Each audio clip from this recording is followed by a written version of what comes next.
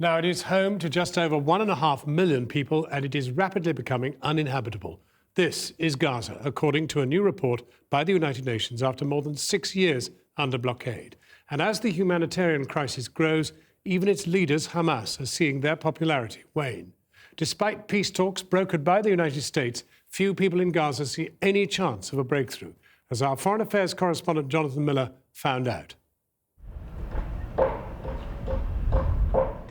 Entering Gaza from Israel is like walking into a prison.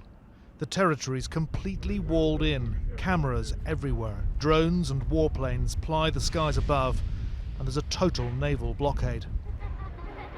In this, the 7th year of the Israeli siege, 1.7 million people remain crammed into a sliver of land.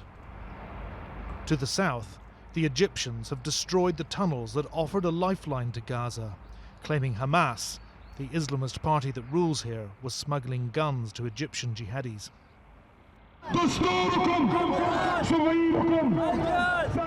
Hamas is under pressure as never before. Its illicit tax income has been slashed with the loss of the tunnels, so you'd have thought they might be willing to sit down and talk. Not so. In Gaza, they crave peace and security as much as anyone, anywhere. So there's a terrible irony to what's going on here. This is a protest against the latest US-brokered peace plan. And while that plan is being drawn up on the West Bank and Jerusalem, both just an hour up the road, the people of Gaza are left feeling isolated, forgotten, and unincluded. The green flags of Hamas meld with the black of Islamic Jihad. They both oppose Fatah, the Palestinian faction that runs the West Bank. It's a mess. The marchers chant, "Death to America." The speakers rail against US Secretary of State John Kerry's peace plan. America sends bombs and guns to the Zionists, and the Zionists use them to kill us, they said. Hamas concedes its popularity has waned as the screws have tightened. But they still want no part in Kerry's peace plan. I believe 100% he will fail. We don't believe that Israel is interested in peace.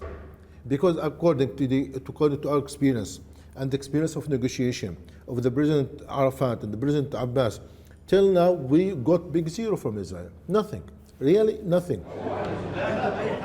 Hamas has been forced by dire circumstance to patch up a long-running feud with Fatah, its rival.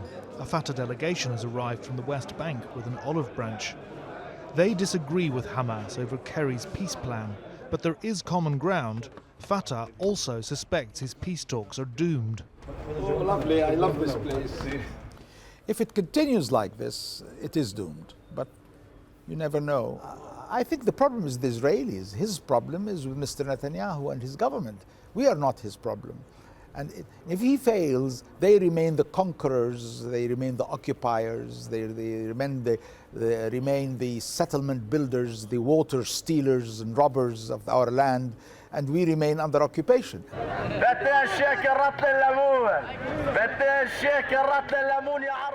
And so Gaza languishes, neglected, in a region in tumult, and the outlook is bleak. Produce not grown here has to come in from Israel, selling at prices the poor can't afford. Half the population is unemployed. Wages have crashed. We truly feel imprisoned. I mean, this actually also deteriorates the psychological situation in Gaza. I mean, increasing, the pressure, increasing the stress. I mean, people are truly stressed. In the claustrophobic back alleys of a tumble-down refugee camp, families are running on empty. Assalamu alaikum. Meet the Dolas, 8 of them. 3 generations under one leaky roof. Mohammed, the father, jobless for more than a decade. This is his eldest son. His name's Arab, Gaza's former kung fu king. He was the family's sole breadwinner until he severed his spine in a building site accident 10 months ago. His vertebrae crushed like his dreams.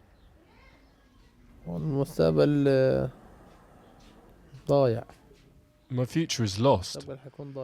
The accident happened shortly after I got married, and it was only then that I learned that my wife was pregnant. If I had known this was going to happen, I would never have got married. But this is God's will. The future is lost.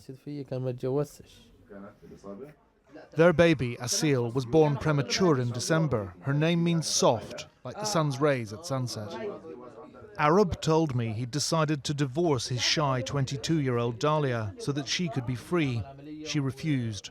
She loves me, he said, and that, it seems, has rekindled hope in his heart. When I dream that I'm walking and that I'm strong, walking and running and moving. And because of these dreams, I believe I will one day be able to walk and run and play again. But for now, Gaza's quadriplegic Bruce Lee lies rasping for breath, a metaphor for his crippled, unrecognized nation. This is my bedroom. The Dolas live in a rat-infested world where everything is broken. Power is intermittent. It's a torchlit tour from Yusra, the mother. And as to the tap water...